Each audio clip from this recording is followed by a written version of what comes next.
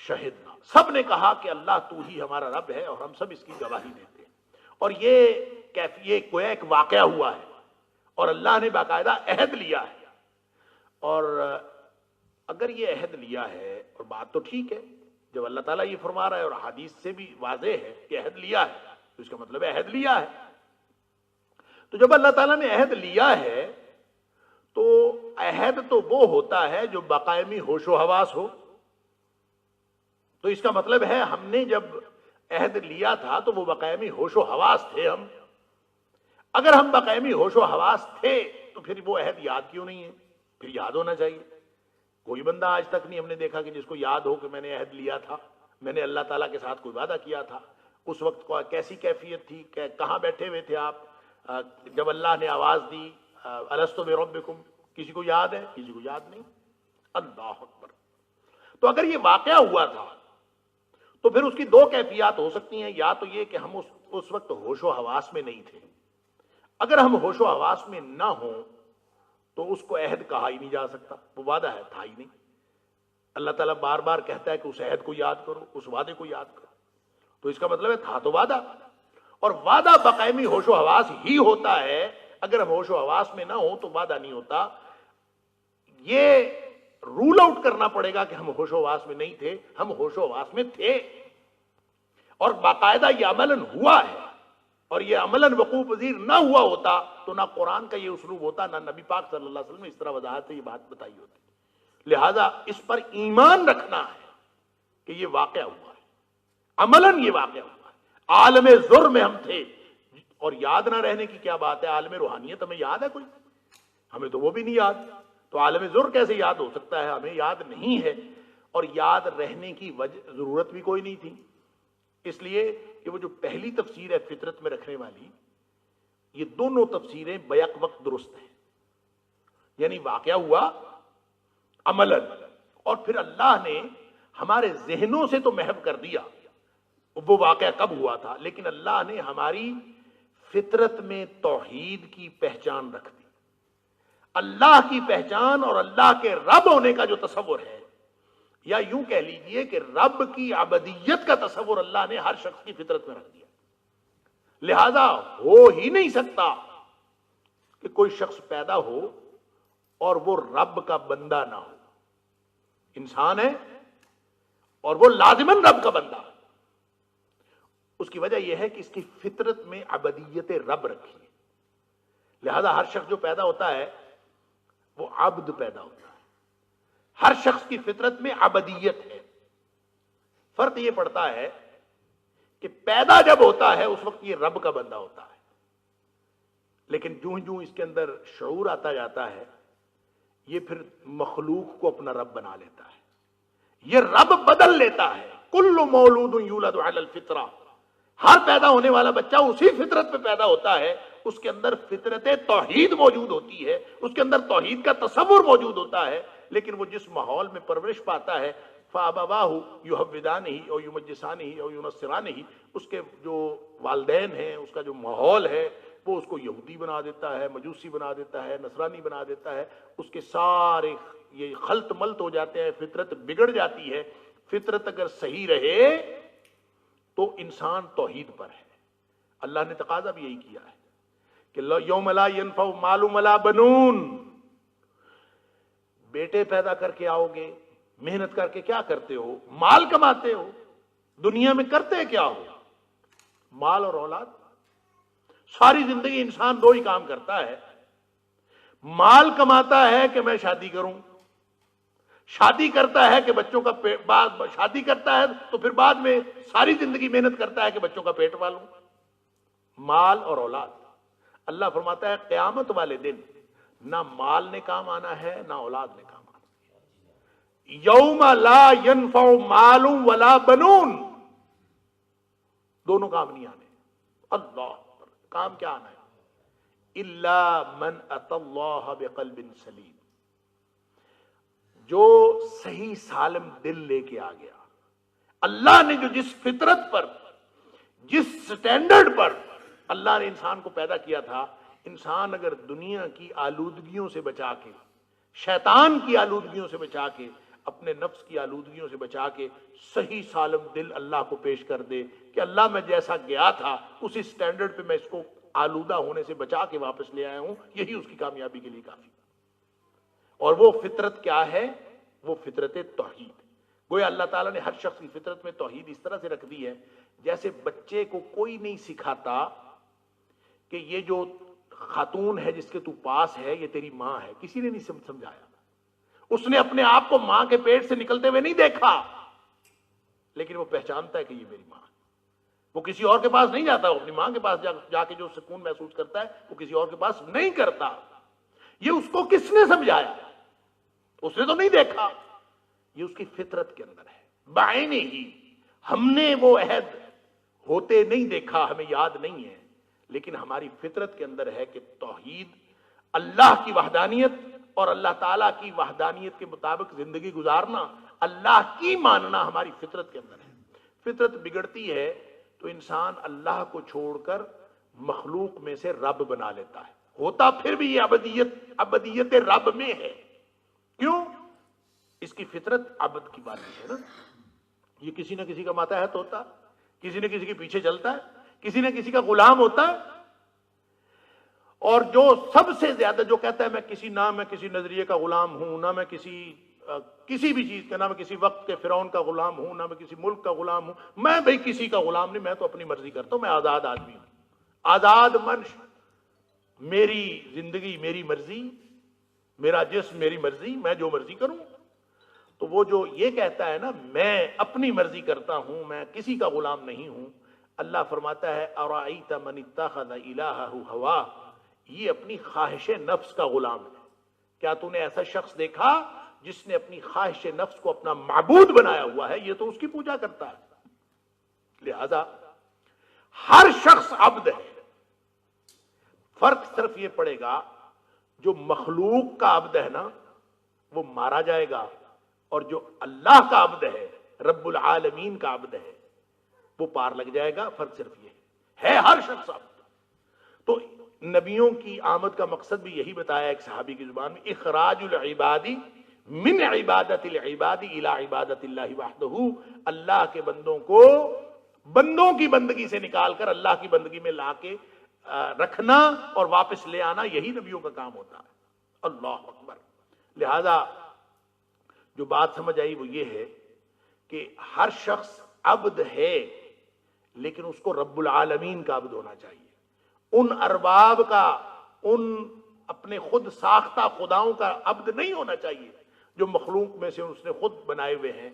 جیسے حضرت یوسف علیہ السلام نے اپنے جیل کے قیدیوں سے، ساتھیوں سے کہا تھا کہ ارباب متفرقون خیر، کیا اتنے سارے رب جو بنائے ہوئے ہیں جن کی کوئی حقیقت نہیں ہے، کیا وہ بہتر ہے؟ ام اللہ الواحد القہار، یا وہ اکیلا بہتر ہے جو زبردست قوت والا ہے، کیونکہ باقی سب کے پاس تو قوت ہی نہیں۔ لہذا یہ اصل میں انسان کی فطرت ہے۔ فطرت کے اندر اللہ تعالیٰ نے توحید دے دی، اور فطرت کی پہچان، فطرت کے ذریعے سے انسان اللہ کی وحدانیت کو پہچان سکتا ہے۔ جیسے بچہ اپنی ماں کو پہچان سکتا ہے بغیر کسی علم کے، اسی طرح انسان بھی بغیر کسی علم کے توحید کو پہچانتا ہے۔ آگے اس کی وجہ بتا دی۔ اب یہ عہد ہوا ہے، یادداشت سے محو ہونے کی وجہ یہ ہے کہ فطرت میں رکھا ہے، فطرت میں موجود ہے، لہذا ہر شخص کی فطرت ہے کہ وہ توحید کی پہچان اپنی فطرت کے اندر رکھتا ہے۔ اللہ فرماتا ہے یہ کیوں کیا ہے؟ ان تقولوا یوم القیامت انا کنا عن ھذا غافلین، کہیں قیامت کے دن یہ نہ کہو تم کہ ہمیں تو پتہ ہی نہیں تھا، ہمیں کوئی بتانے والا ہی نہیں آیا۔ انا کنا عن ھذا غافلین، ہم تو اس سے بالکل نابلد تھے، ہمیں معلوم ہی نہیں تھا کہ کیا اللہ ایک ہے کہ نہیں، ہمیں کوئی بتانے والا ہی نہیں آیا، ہم تو اس سے غافل تھے۔ کوئی شخص یہ نہ کہے، ان تقولوا لفظی معنی ہے یہ کہ تم یہ کہو، ان یہ کہ، تقولوا تم یہ کہو، یوم القیامت قیامت والے دن، انا کنا عن ھذا غافلین، کہ قیامت والے دن کہیں گے اس کا تو ہمیں پتہ ہی نہیں تھا، ہم تو لا علم تھے۔ اب اللہ نے علم تمہاری طبیعت کے اندر رکھ دیا ہے، تمہاری فطرت میں رکھ دیا ہے، اب بہانہ نہیں چلے گا قیامت تک۔ اللہ اکبر۔ اس کا مطلب یہ ہوا یہ تو اللہ کا کرم ہے، اللہ کی رحمت ہے کہ اللہ تعالیٰ اپنے انبیاء کے ذریعے سے اور رسولوں کے ذریعے سے اس وعدے کو یاد کرواتا ہے۔ یہ اللہ کا کرم ہے، یہ اس کی رحمت ہے، وگرنہ عدل کے اصول کے تحت اگر کسی کے پاس کوئی نبی بھی نہ پہنچے، کسی کو کوئی یاد دہانی نہ کرائی جائے، تو پھر بھی وہ اس کے اوپر حجت تمام ہو گئی ہے روز ازل، اس کو بتا دیا گیا ہے کہ توحید کیا ہوتی ہے، اس کی فطرت میں رکھ دی گئی ہے، اور پھر بھی یہ مکلف ہے، پھر بھی اس کو یہ مسئولیت میں اس کو اس سے جواب لیا جائے گا قیامت والے دن کہ تجھے اگر نہیں کوئی نبی آیا، نہیں کوئی بتانے والا آیا تو اللہ نے تو تیری طبیعت کے اندر فطرت رکھ دی تھی۔ تو قیامت والے دن کوئی شخص یہ بہانہ نہیں بنا سکتا کہ میرے تک تو یہ توحید کا علم ہی نہیں پہنچا، میں تو جاہل تھا، میں ناواقف تھا، انا کنا عن ھذا غافلین، ہم اس سے غافل تھے، ناواقف تھے، کوئی بہانہ نہیں بنا سکتا، اس لیے کہ اللہ تعالیٰ نے فطرت کے اندر رکھ دی ہے۔ یہ ہے وجہ اس عہد الست کی، یہ ہے اس فطرت کی وجہ، ان تقولوا یوم القیامت، قیامت والے دن کسی کا کوئی بہانہ نہ ہو، بہانے ختم کر دیے اللہ تعالیٰ نے۔ اب اگر رسول آتا ہے، نبی آتا ہے، تو وہ اصل میں یاد دہانی کے لیے آتا ہے، نذیر اور بشیر بن کے آتا ہے، ڈرانے والا اور خوشخبری دینے والا بن کے آتا ہے۔ اور یہ تو اللہ کی رحمت ہے کہ اس نے اس اصول کو یوں ترتیب دے دیا کہ فرمایا کہ ہم ہر ایک کو وَلِكُلِّ قَوْمٍ ہاد، ہر قوم کے پاس ہم کوئی نہ کوئی رہنما بھیجتے ہیں۔ اِن مِّن أُمَّةٍ إِلَّا خَلَا فِيهَا نَذِيرٌ، کوئی ایسی امت نہیں، کوئی ایسا گروہ نہیں جن کے اندر ہم کوئی ڈرانے والا نہیں بھیجتے۔ اور پھر اللہ نے یہ بھی اصول بنا دیا وَمَا كُنَّا مُعَذِّبِينَ حَتَّى نَبْعَثَ رَسُولًا، ہم کسی قوم کو عذاب میں مبتلا نہیں کرتے جب تک کہ اس کی طرف ہم کوئی رسول مبعوث نہ کر دیں۔ یہ اللہ کی رحمت ہے، وگرنہ حجت تمام پہلے ہو چکی ہے اور وہ روز ازل ہو گئی۔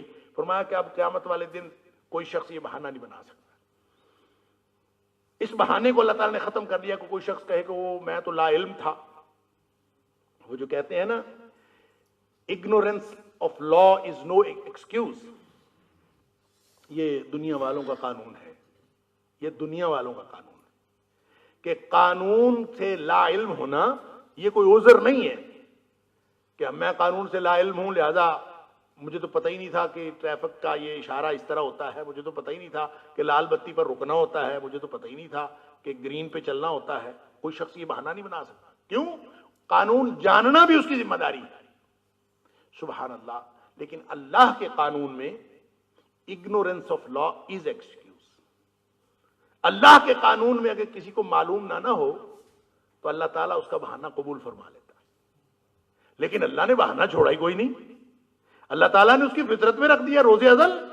اب یہ بہانہ نہیں چلنا، بتا دیا ہے تمہیں۔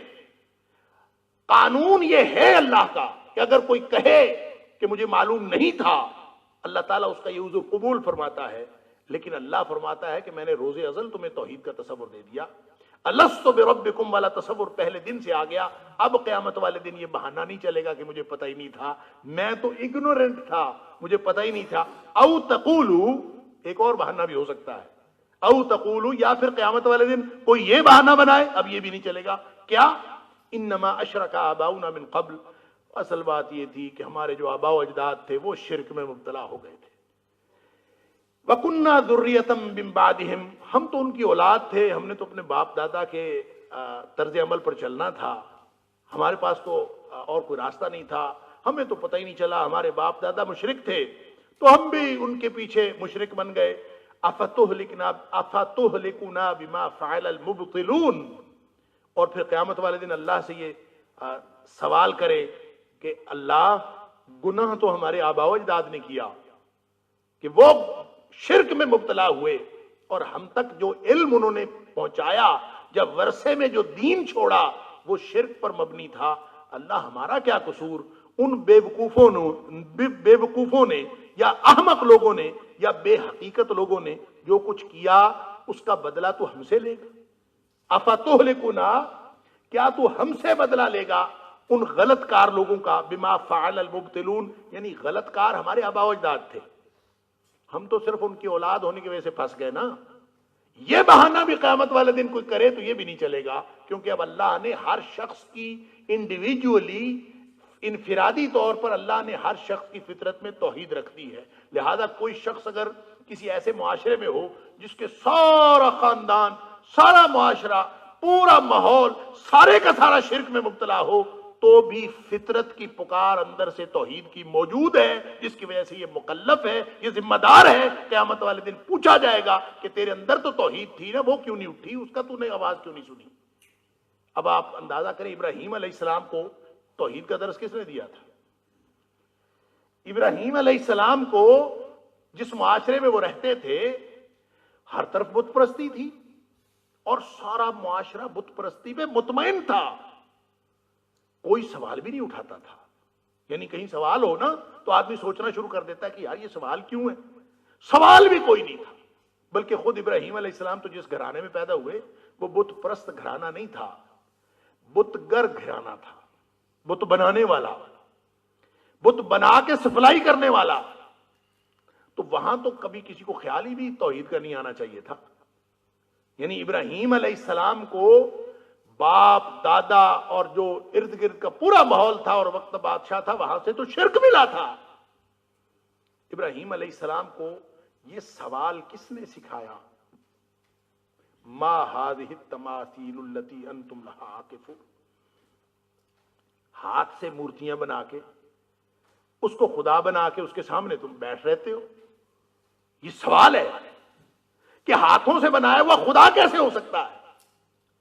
یہ سوال ابراہیم علیہ السلام کے اندر سے اٹھا تھا، اسی فطری اسی جو اللہ نے ودیت کیا ہے، جو ہر شخص کی فطرت کے اندر توحید ودیت کی گئی ہے. مسئلہ صرف اتنا ہے کہ ہم اس پہلے امتحان میں، جو فطرت کا امتحان ہے، جو ہمارے عقل و شعور کا امتحان ہے، ہم اس میں فیل ہو جاتے ہیں، لہذا اگلا امتحان ہم سے لیا ہی نہیں جاتا. جب ابراہیم علیہ السلام اس امتحان میں، عقل و شعور کے امتحان میں پاس ہوئے تو پھر ان سے اگلا امتحان اللہ نے لیا. تو ابتدا کہاں سے ہوتی ہے؟ اسی فطرت کے امتحان سے ہوتی ہے. بندہ خود ہی سوچ لے کہ یہ جن لوگوں کو، اب دیکھیں نا، اتنی بڑی بڑی قوم میں اتنے بڑے بڑے ڈگریوں والے افراد، دنیاوی علوم میں ماہر افراد اپنے ہاتھ سے بت بناتے ہیں اور ان کے سامنے جا کے پھر التجائیں کرتے ہیں. یہ انسان کی فطرت نہیں اندر سے اٹھتی؟ کوئی اندر سے کوئی سوال نہیں پیدا ہوتا؟ خود ہم اپنے ہاتھوں سے دفنا کے آتے ہیں اپنے آبا و اجداد کو، اپنے بزرگوں کو، اور وہ فوت ہوتا ہے اور اس کا سب کو مفہوم معلوم ہے کہ فوت وہ ہوتا ہے جس کے دنیا سے سارے نسبتیں منقطع ہو جاتی ہیں، سارے رابطے منقطع ہو جاتے ہیں.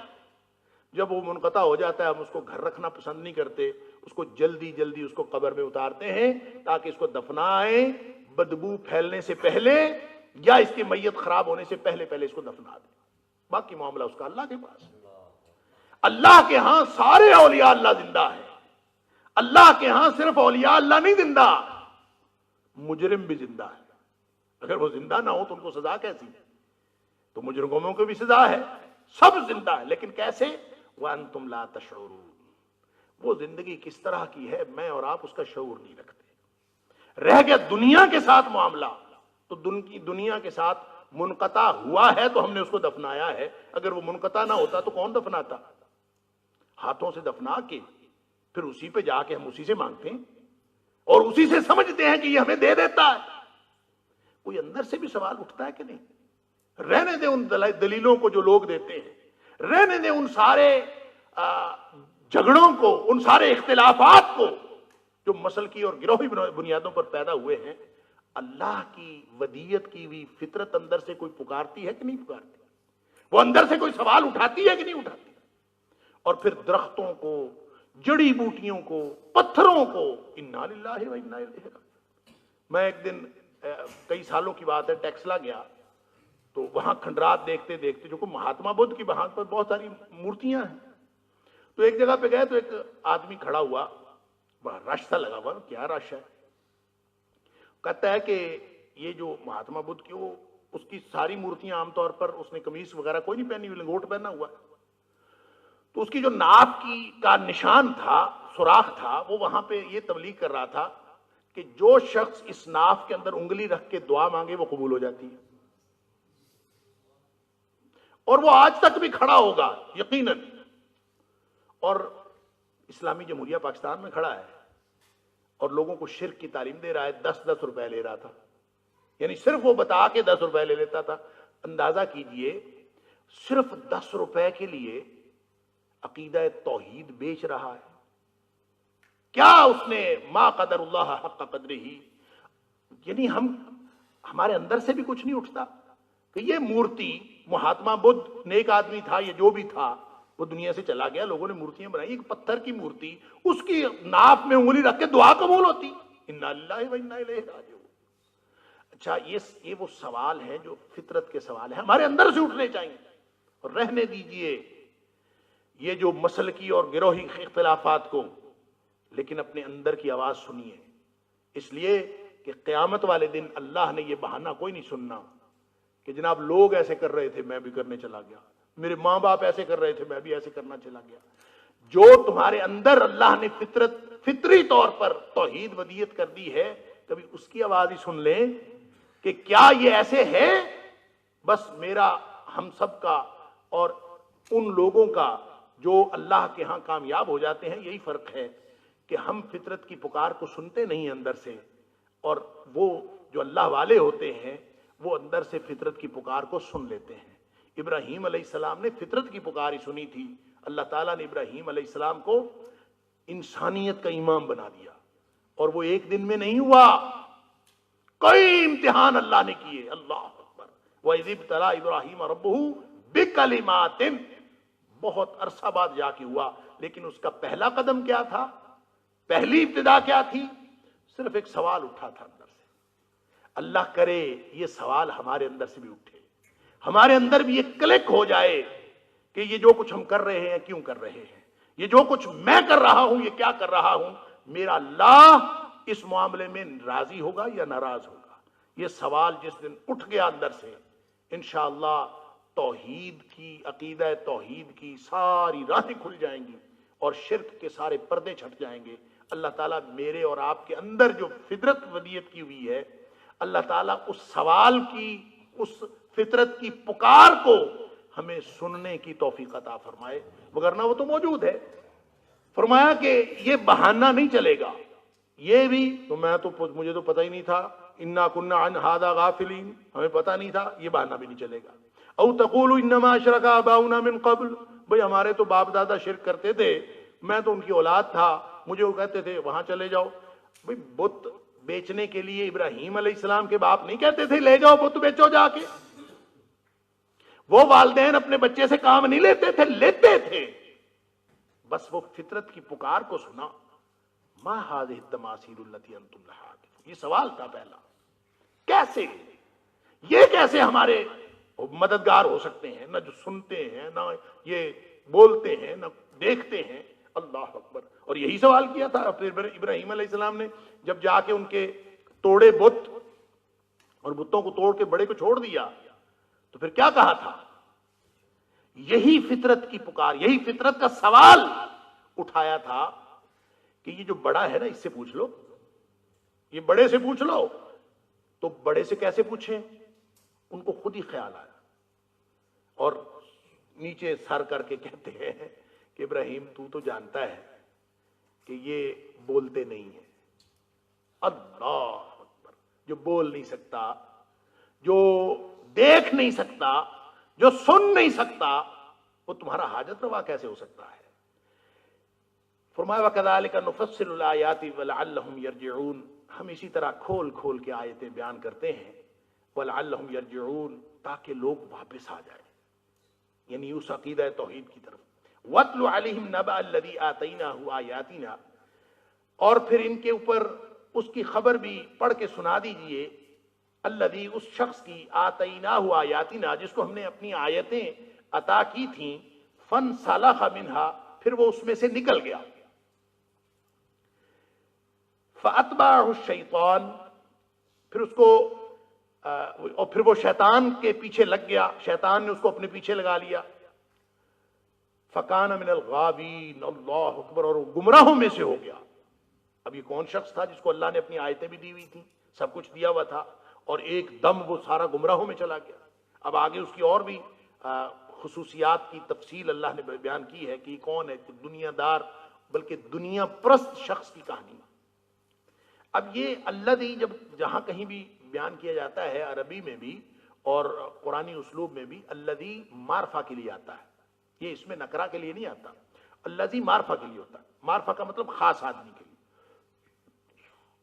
اور عام طور پر لوگوں نے، مفسرین نے اس کے دونوں معنی بیان کیے ہیں کہ اس سے مراد کوئی متعین شخص بھی ہو سکتا ہے، لیکن اس سے مراد یہ عام بات بھی ہو سکتی ہے، کسی بھی شخص پر یہ مثال تمثیلی انداز میں چشمہ کی جا سکتی ہے، یہ بات ٹھیک ہے، لیکن الذی تو معرفہ کے لیے آتا ہے، اور معرفہ وہ خاص آدمی ہوتا ہے جس کے بارے میں کہا جا رہا ہے۔ تو اس پر بعض مفسرین بڑی خوبصورت توجیہ بیان کی ہے، سبحان اللہ۔ وہ کہتے ہیں کسی متعین شخص کی، اچھا بعض مفسرین نے بعض روایات کی روشنی میں، تاریخی روایات کی روشنی میں متعین شخص کا نام بھی لیا ہے کہ وہ کون تھا۔ اس میں عام طور پہ مفسرین کا جو خیال گیا ہے، ویسے نبی پاک صلی اللہ علیہ وسلم کی کسی صحیح حدیث میں یا کسی صحابی کے اپنے قول میں بھی کسی شخص کا تعین نہیں، مفسرین نے اپنا اپنا خیال ظاہر کیا ہے کہ اس سے مراد وہ ہو سکتا ہے، اس سے مراد وہ ہو سکتا ہے، اور بعض بنی اسرائیلی روایات جو بالکل غیر مستند ہیں ان کی روشنی میں انہوں نے متعین کرنے کی کوشش کی۔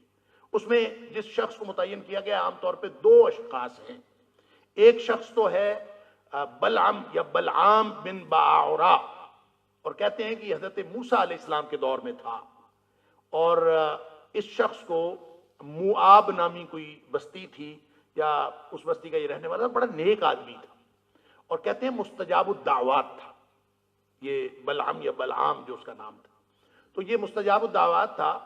اور اس کے بارے میں پھر آگے کہانیاں جو اس طرح کی ہوتی ہیں غیر مستند، اس میں عام طور پہ کوئی ڈائمنشن واضح نہیں ہوتی، لہذا اس کی ایک ڈائمنشن تو یہ ہے کہ اس شخص کو وقت کے بادشاہ نے، اس بستی کا جو بھی بادشاہ تھا، چونکہ یہ مستجاب الدعوات تھا، اس نے اس کو انعام کا لالچ دے کے اس کو اس بات پر رضامند کیا تھا کہ تو موسیٰ علیہ السلام کے خلاف دعا کر۔ تو اس نے اس کے ساتھ سودے بازی کر لی، اور اس نے کہا کہ ٹھیک ہے، میں جو ہے نا موسیٰ علیہ السلام کے خلاف دعا کرتا ہوں، اور اس نے موسیٰ علیہ السلام کے خلاف دعا کی۔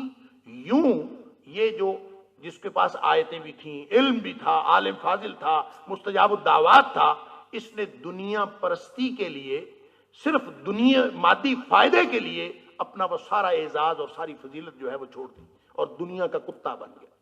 اور یہ کتے کا لفظ آگے آیا ہے، اس لیے میں نے عرض کیا۔ اور اللہ تعالیٰ نے قرآن میں کلب کی مثال دی، اس شخص کی مثال کتے کی سی مثال، اللہ اکبر۔ یا پھر بعض لوگوں نے کہا ہے کہ اس کا تعلق، اچھا اس کے بارے میں یہ بھی ہے کہ اس کو، یہ نیک آدمی تھا اور حضرت موسیٰ علیہ السلام نے اس کو مدین والوں کی طرف بھیجا تھا دین کی تبلیغ کے لیے، اور یہ مستجاب الدعوات تھا اور بڑا نیک آدمی تھا، لیکن جب وہاں گیا تو بجائے اس کے کہ ان کو تبلیغ کرتا، جو ان کے کرتوت تھے وہ اپنا لیے اور ان کے ساتھ دنیا پرستی کا شکار ہو گیا۔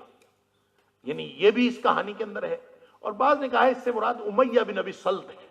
امیہ بن ابی سلط دور جاہلی کا بہت بڑا شاعر تھا، اور اس کے شعر بڑے پر از حکمت اشعار تھے، عالم فاضل آدمی تھا، جو علوم اس وقت موجود تھے سارے علوم کا جاننے والا تھا، اور اس کے باوجود یہ نبی کریم صلی اللہ علیہ وسلم پر ایمان نہیں لا سکا۔ اللہ، عالم فاضل ہونے کے باوجود تو سب کچھ معلوم تھا، اور گویا اللہ تعالیٰ جب فرماتا ہے کہ الذی آتیناہ آیاتنا، اس کو سارا علم تھا، فن سلخ منہا، وہ اس میں سے نکل کر بھاگ گیا۔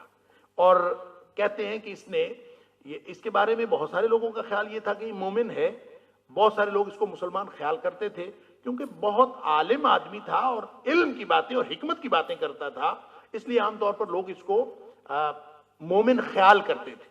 لیکن جب بدر کا معرکہ ہوا تو اس نے، امیہ بن سلط نے، جو بدر کے کافر مقتولین تھے ان کے لیے بڑا ہی بلیغ قسم کا مرثیہ کہا، چونکہ شاعر تھا نا، تو ایک مرثیہ نہیں بلکہ کئی مرثیے اس نے کہے ان کی شان میں جو بدر میں مارے گئے کفار تھے. تو گویا اس کا وہ جو لوگوں کو شک شبہ تھا اس کے بارے میں وہ واضح ہو گیا کہ یہ تو مومن نہیں ہے. تو کہتے ہیں کہ نبی پاک صلی اللہ علیہ وسلم نے اس موقع پر اس کے بارے میں فرمایا تھا کہ لسانہ مومن وقلبہ کافر، کہ اس کے چونکہ علم کی باتیں کرتا ہے، حکمت کی باتیں کرتا ہے، تو اس کی زبان ایمان والی ہے اور حقیقت میں یہ کافر ہے. اللہ تعالیٰ معاف فرمائے. یعنی اس طرح کا یہ شاعر تھا